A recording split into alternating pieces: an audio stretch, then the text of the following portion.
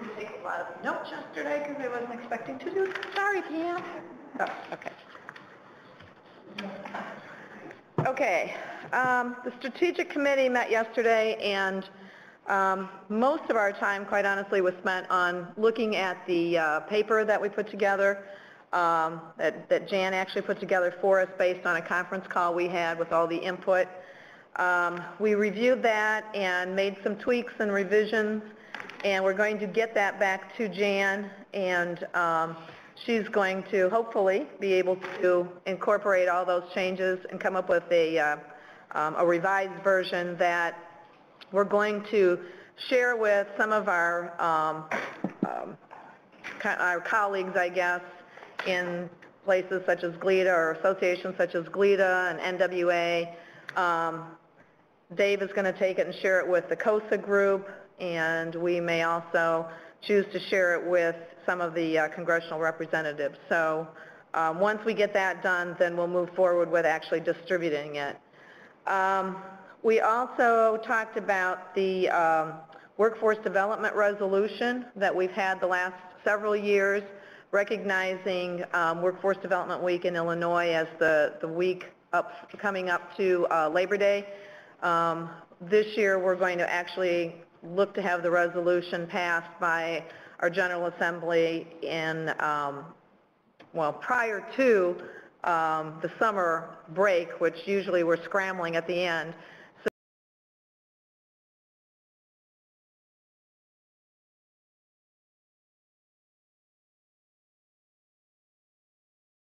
that there's also a possibility that, I believe it was NOB or NODUP. Which one was it that was going to have a, NODUP was going to look to have a national workforce development month for the month of September. So we thought it was appropriate to kind of tag on, well actually pre-tag on, I guess, our workforce development week prior to that. So we'll be following up and seeing how all that comes out. Let's see. Okay, and backing up, Gary's going to send out an email. I just found my note. Gary's going to send out an email on a conference call on November 21st at 11:30 that we're going to have to kind of review the paper again. So, like I said, I didn't have my notes organized. Apologies. And then finally, we talked about discussion topics for 2012 meetings. And in February, for our February meeting, we're going to hopefully be able to have CJC and also maybe somebody from the EDA and the State Economic Development Council, maybe some National Association people. We're still obviously doing a lot of work on that one yet. April, we thought we'd maybe have the Illinois Business Roundtable group come and talk to us. Peoria for our retreat, where Paula's going to work on maybe getting Representative Schock to come. And that's pretty much as far as we got on that one. So if anybody has any notes that can supplement any of that, I'd appreciate it, because those are my scribbles. Anything else? Questions? Okay. Good job. Okay. Thank you. Thank you. All right. We'll circle back around to programmatic when some folks get here. Bruce, do you want to give us an update on your performance? Sure. Yes, of course. Okay.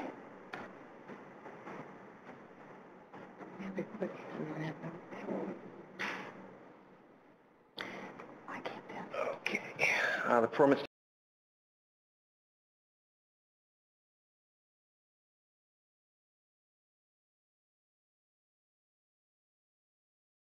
it's working out very well. We kind of recapped some of the things that we had been discussing over the last year, recognizing that this is going to be the last opportunity for us to meet this year, and we probably won't meet until next February. We discussed the process for renegotiating your performance levels with DCEO, and then we had a discussion about the impact on performance of the provision of services to 14 and 15-year-olds, and we're going to kind of follow up on that discussion at the next meeting in February to give people some time to kind of research how they're doing that. This was an issue that the Department of Labor brought up in their monitoring when they came to our local area. They felt that that was a portion of the youth population that needed to be served in spite of the fact that have a negative impact on performance, seeing as they are not old enough to obtain a credential or enter the workforce. We also are going to be looking further into the definition of a credential to see if that does actually include a primary school credential, because of course if you're going to be trying to include your 14 and 15-year-olds in your credential attainment rate, which is part of it, it would be helpful to have that clarified. Some of the things that we're looking at, and our next will probably be at. Great, Bruce. Thank you very much. Yes. Question. How many people here are serving 14 and 15-year-olds in their youth programs? Some, but not a lot. 1 or 2. Okay. Thank you. That's kind of the response I got when I asked that question. Yeah. Nobody. We don't. Yeah. I mean, so I was just kind of curious. And that's something that I think it's important that we know that the Department of Labor is focusing on that they expect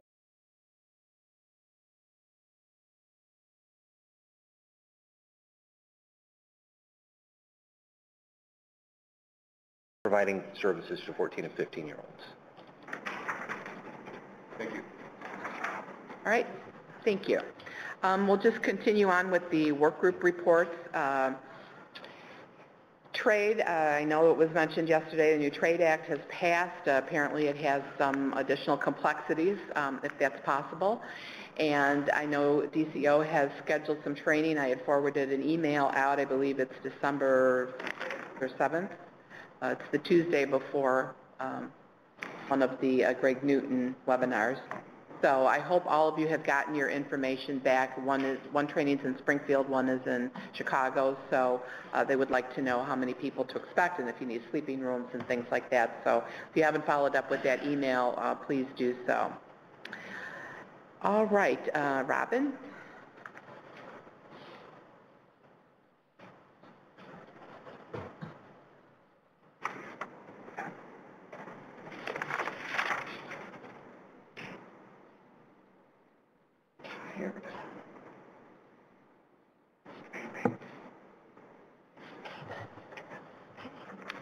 Our communications work group continues to meet. We met a couple of times this past month, and we're still working on getting information together for the annual report and the website. Okay. I want to thank all of you who have submitted both pictures and success stories.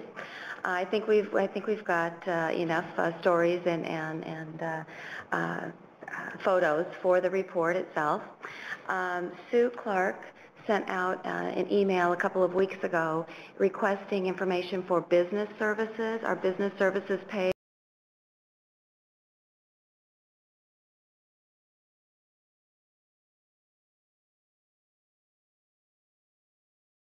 that you currently have and the funding that you on OJTs. So there are several who have not responded, so we will be contacting you either by phone or email just in the next couple of weeks to get that information, because we would like to include that in our annual report. One more thing, IWP will have an ad in the NWA booklet, a half-page ad. So we will be preparing that and submitting that to NWA for the conference booklet. Any update on the website? Update on the website. We continue, of course, to get information to put on the website. We've got the homepage completed. We are moving information from the current website to the new website. The membership portion of the website, we had asked that everyone submit a photo and a bio. We've got several who have not submitted that, and I think that the Programmatic Committee has assigned IWP members to contact those individuals who have not submitted their bio, and we'll get that taken care of in a month or so. Every day I see that come across. And that would be Questions for Robin? I gotta get a picture. Thank you very much. Picture. Okay, Terry.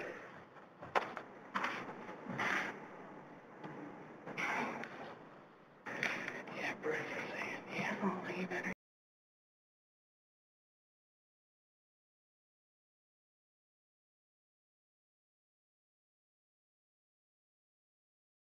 from the suburbs today.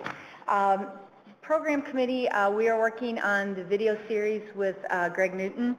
The first one is going to be on December 7th, and we will be sending out a Survey Monkey to get people to say yes or no that they're coming to the session so that we have an idea of who's doing it. We are going to be recording it, and we're going to archive it most likely on the IWP website in the members only section, so you'll be able to access it afterwards. We are working on our quarterly work group webinars, phone calls. We do a fiscal one that will be this coming Tuesday. We will have someone from a couple areas that DCO has suggested to give tips on subrecipient monitoring. They'll be providing monitoring documents as well as sample letters for other people to use. And we will also be talking, I believe, about the new TAA 1EC, 1DC policy. There's some things like that that we will be covering. We typically would have an OJT, NEG, and a TAA trade call at this point as well, but we've canceled those because of the trade training that's coming up in December, and then Mike Baker has started doing more of a regular conference call with the group that is involved in OJT. We won't be doing that this time. We also talked about the website and the orientation manual. We will be getting that to Teresa to put on the website soon. And we also talked about a report that came out last week from Jerry Eward about resource room tracking. We talked a little bit about the various types of tracking methods that people use and how sometimes the numbers are very inconsistently gathered. I believe we're going to get together a couple people to talk about the issue. We're not really exactly sure. Lost my train of thought there for a minute.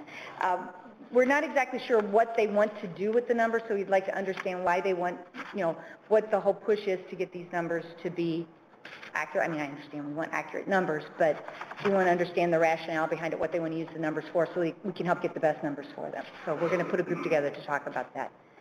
We also have a group that is beginning to work on the leadership series. Great. That's it. We're working on not an org chart, but a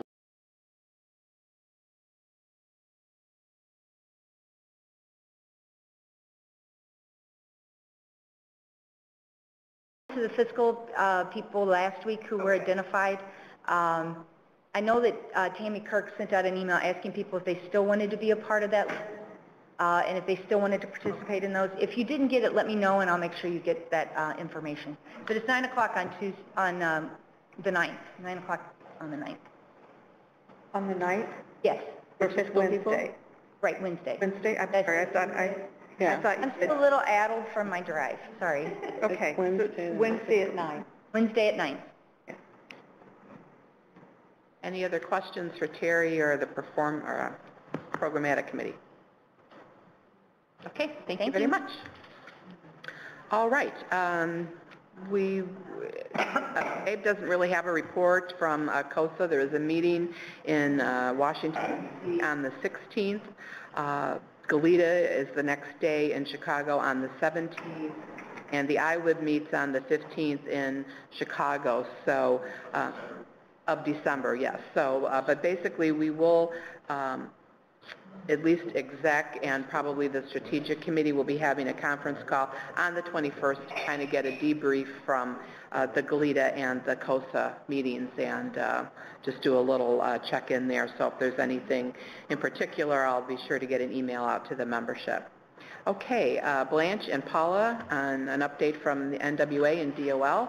They kind of overlap, so Paula, why don't you come up? I know.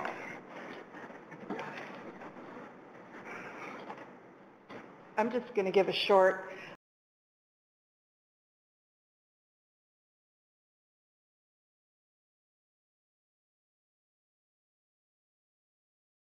So what I would like to just remind everyone that the conference is December 4th through the 6th and pre-con on Saturday the 3rd. For those of you that are members, this is an election year, and I've filed my papers for president of NWA, and Bashir's filing his papers for vice president. So if you're there and you can vote, we would both appreciate your support. So Paula, I'll give you the... They said proxy? No, I don't think so. You should. I mean, I'll check and see on that, The Paula. question was about proxies to vote, so yeah, okay. Lance will follow up. I'll check on that. Okay. First of all, I'm going to report on DOL came and spoke with us. Actually, Adele Gagliardi, who is our new regional director for our Region 5, and she replaced Nick Lammers, who retired in the beginning of October. A couple things that she discussed. One, I think, which is very pertinent, is a question was asked when our allocations for PY11 would be given out, and she replied that it's by law 30 days after the TEGL is sent out, and the TEGL has been sent out, and so no later than the end of the month, but I think it should be before the end of the month because it would be, you know, I'm not exactly sure on the date that the TEGL came out. So you should expect your allocations soon. She also talked about, because of the dollar amount is going to be changing, where the 5% now is staying at the state and the other additional 10%, especially with the adults, is going to be coming to the local areas, that the DOL is going to allow some waivers.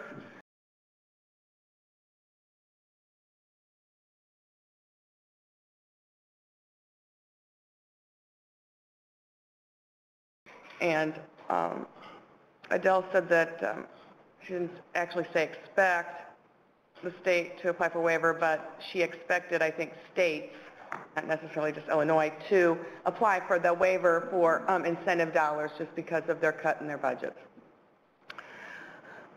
She also talked a little bit about the super committee that's going on in D.C.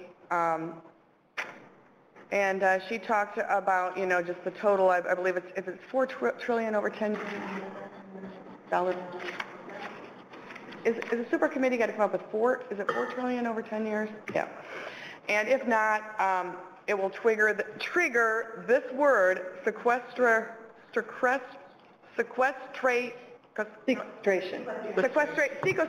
Thank you, everyone. Sequestration, which means across the board cuts, and that's what I'm going to use from this point forward. I was looking at my spelling of it, but and anything. She actually had done some research on legally what would happen if they came up with a smaller package, and when I get to David Bradley's conversation, he was talking about that, and she had said that if they come out with anything smaller than the $4 trillion package, that there would be, then they'd look at the difference between those two and then do across-the-board cuts, which means discretionary spending, defense, and mandatory. So all of those would be cut.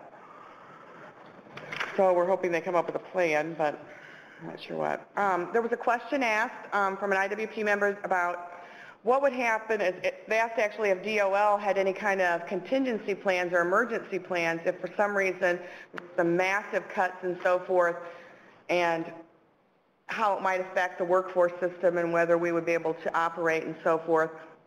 And Adele did mention that they were kind of hesitant to get out before, you know, hesitant to do anything before something happened. She thought maybe it was in the back of, you know, happening someplace in DOL. But basically, they have been spending most of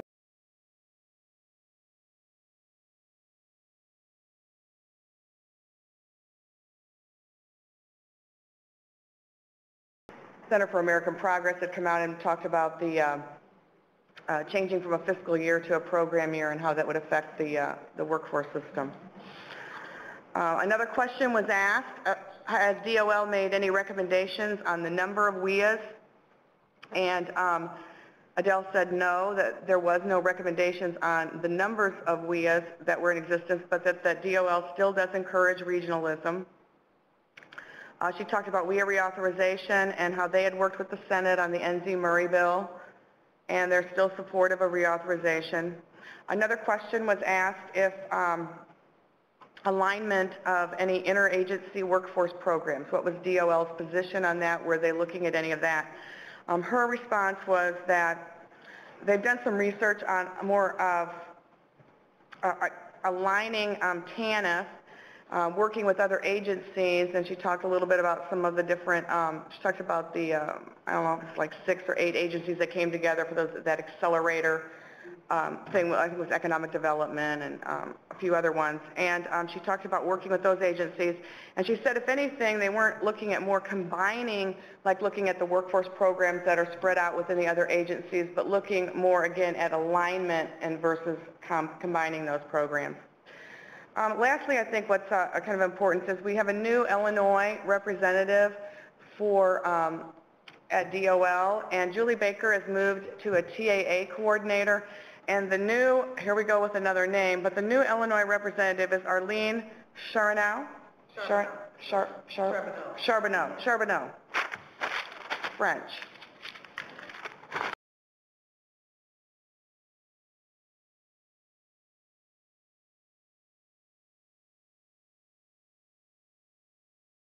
The first thing that he basically talked about was that we would be having another CR, continuing resolution, beginning about on November 19th and going for 1 month to December 16th, which kind of butts up right before the super committee, the big up and down vote, which is December 23rd. He had 3 major topics. One was the super committee, labor, HHS appropriations, and WIA reauthorization. On the super committee, he mentioned how the Democrats had put in a proposal. Okay. And the Republicans basically rejected that. He also talked about the smaller package that they're pushing, a $1.5 trillion package that they are actually trying to put together because they need to get something by the end of next week out. The committee has to vote on this on the 23rd of November, and they've got to get this thing put together. So they're talking about the smaller package, but after listening to Adele, now it sounds like we still would have cuts even if the smaller package came out. David just kept saying that this defense being cut so much was so critical that he really thought that they were going to try to find, any kind of way to be able to avoid those cuts across the board, the big word. And he did say that if there is no deal, look for in 2013, 17 to 18% cuts across the board. And that would begin in 2013. So he said that in the super committee, he had spoken with some of the members that domestic discretionary and specifically workforce was really not on the table to have any, was in major jeopardy. He did say that, Klein is still adamant about consolidating the programs. On labor HHS appropriations, I know the Senate is putting together these little minibuses, which are little small omnibus, little minibuses versus the big omnibus bill, and they're actually going to floor with this in conference soon. The House is also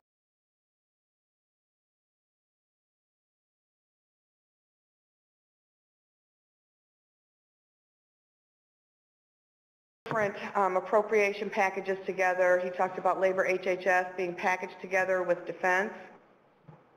That might be good, but he did also mention that when it does go to the floor, that to expect some amendments to be tagged onto them. Some of them may not be so good for workforce, but to watch that. I know that he has spoken with Hal Rogers, who is the chair of the appropriations, and he is a very big workforce. I guess he said workforce is a big priority for him. He comes from out of Kentucky, and he said that he is really behind that, and they really are behind the local workforce system and are really looking at to try to make that whole. So he does say that they're very positive about things happening at the local level. David's meeting with Senator Harkin today, and this weekend he will be working with a Republicans at a policy retreat. Hopefully he'll have some time to spend with Portman. Representative Portman's on the super committee, possibly also McConnell, or Senator, sorry, McConnell and Kyle, who is out of Arizona. He did mention too that if they do go to conference with this labor HHS and it's good for workforce, that we probably need to have a big push on yes, with our congressmen and everything to pass this. Because if it's good for workforce, we want to get it through conference and get that appropriations through. So He said that would be important, and he's going to be, we'll have another call probably within the next 2 weeks again, and he'll fill us in where that really is at. We are reauthorization. There are still only 5 co-sponsors right now on the HR 2295, which is McKeon's bill. However, and Blanche, let me know if I'm incorrect in this, but I think on the next conference call, David is going to kind of give us some direction as to when to make that push and how. Actually, if everything goes right, we should have something in writing the first of the week on what we need to do. Okay. And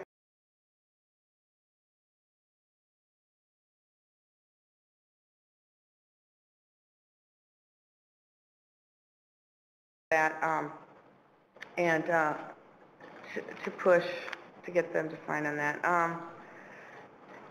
Sad thing, he said workforce really isn't a priority up there except for McKeon. It's just kind of fallen on the wayside.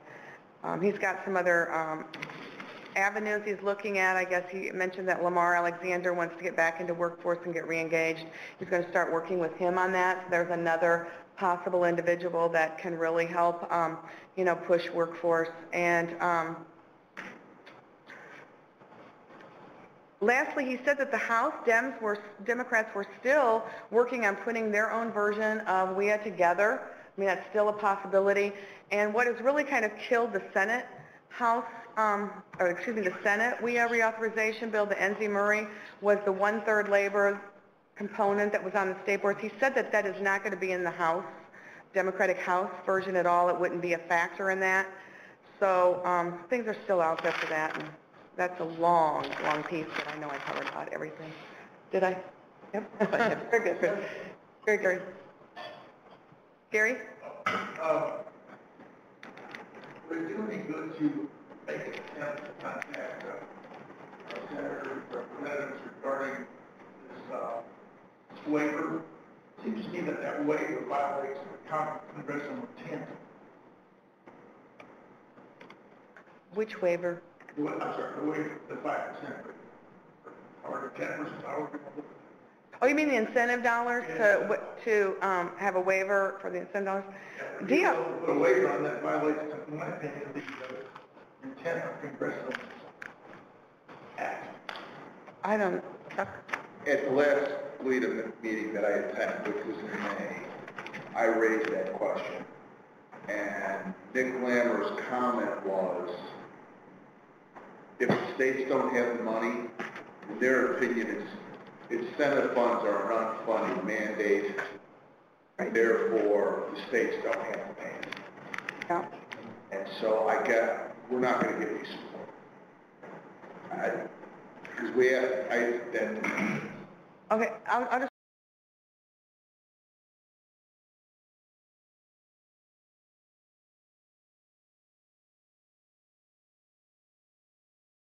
really undermined the act itself and that it shouldn't be allowed. And Chuck had mentioned that in May at GLEDA, Nick Lammers had said that if the states don't have money, that the incentive was really kind of an unfunded mandate, and so that would be allowable in Department of Labor's eyes as to allow a waiver if a state chose to take that. So it's probably inevitable, but I don't know the answer. I'm not sure. Matt, it does too. Matt, it does. Do we know if workforce isn't a priority, which hasn't been for a while, but do we know what their priorities are? And the reason I ask is it would be nice to know what their priorities are just to see if we could somehow tie workforce into, again, supporting, complementing, supplementing, whatever those priorities are. Wayne, did you have an answer? My opinion would be defense spending and domestic cuts. That's their I priority. don't want to tie it to domestic cuts. So. I'm just saying, I think that's what I would say, but I would be glad to check with David and see if he thinks there's opportunities for us. I mean, we've looked at those in different ways. We've presented opportunities to support returning veterans as a part of a defense proposal, and I'm not sure that that's moved anywhere, but I'll ask him. I And there might be a way to use it to our advantage if we know what the priorities are. But, okay, thank you. Well, I agree with you that defense is probably their number one.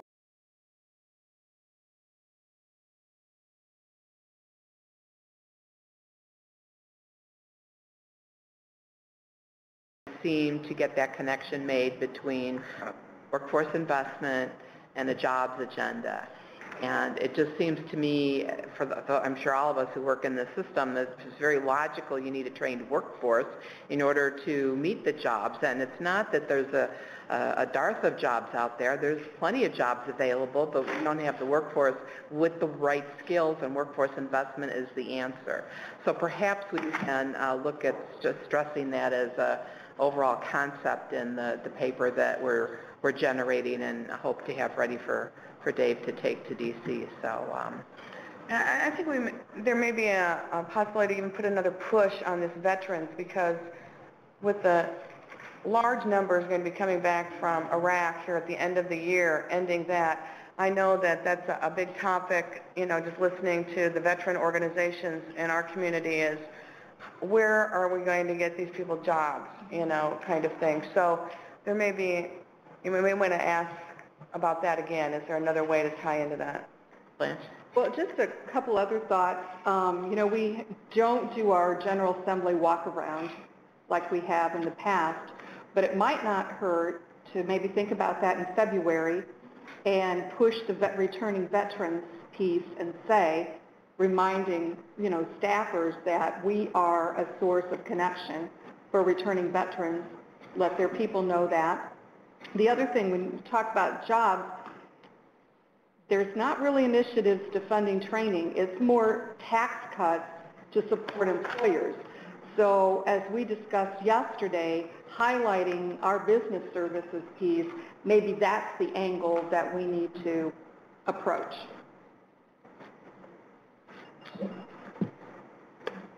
Yeah, I think that's a great suggestion, and we'll have our annual report complete by February, so perhaps, you know, doing a walk around in Illinois at the state buildings would be a good idea, and if we could come up with a little piece specific.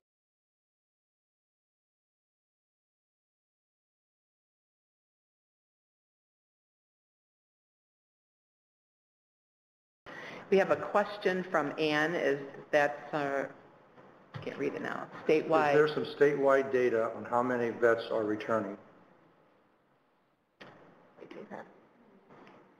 So there's going to be somebody's got to have it. You know, and you know, if you have vet rep or anything in your office, maybe we can find that information.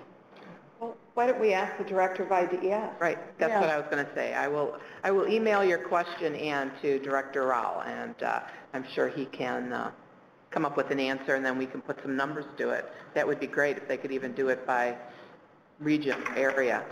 Okay. Any other questions for Paula? Thank you very much, Paula. That was a lot of information yesterday, so we wanted to make sure to communicate that to the folks that didn't make it to the meeting. NAWDP, I just wanted to mention that the Youth Symposium is the 14th through the 16th in Chicago. There's emails coming out, and Chuck, I know you're forwarding them, so if you have an opportunity to attend that, they always put on a great conference. Is there any other, we did have a request to repeat the date for the fiscal conference call webinar. It's November 9th. November 9th. At 9 a.m. At 9 a.m. And we'll be, I believe we're using the conference that we use for all of the IWP. Is that something that you can email out again? Yeah, we'll send it out again. Okay. Yeah. Could you send it to IWP as well as the task force? Right, so that email will go out to all of IWP in case other people want to join in on that fiscal conference call. Any other business from the membership or folks at home? Is there another Kathy Lively? Okay. Up here. Chuck? I had a question of Kathy Lively.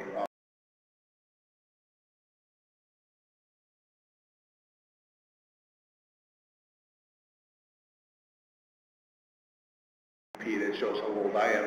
But, Aida, I mean, how much publicity are we supposed to be giving about that? I mean, is this going to be kind of restricted to IWP and AIDA members, the kind of thing that we should promote with like WIDA, COSA, NAUTA? I mean, I think the original intent was that it was IWP and IETA members because they're paying for it and we're not charging a fee. I see, okay. So it really is just for those people, and we will be sending out full descriptions of the workshops in the next week or so for people, but it really was kind of limited to those two groups. Okay, and if I missed that earlier, I apologize.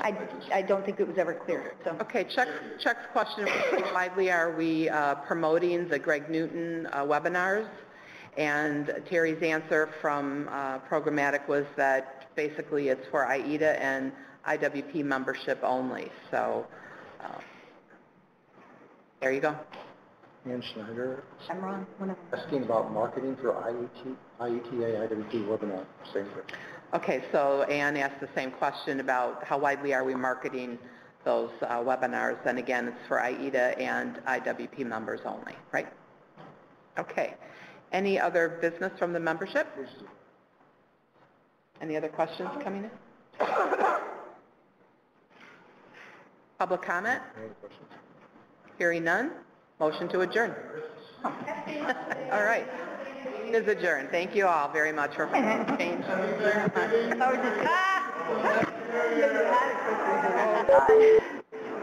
I know, it just seems like it's